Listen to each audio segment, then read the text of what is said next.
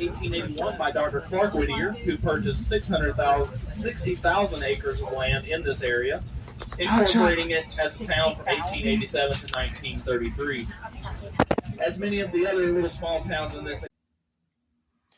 Hope you guys enjoyed watching that little compilation of my trip to the Smokey Mountains Railroad.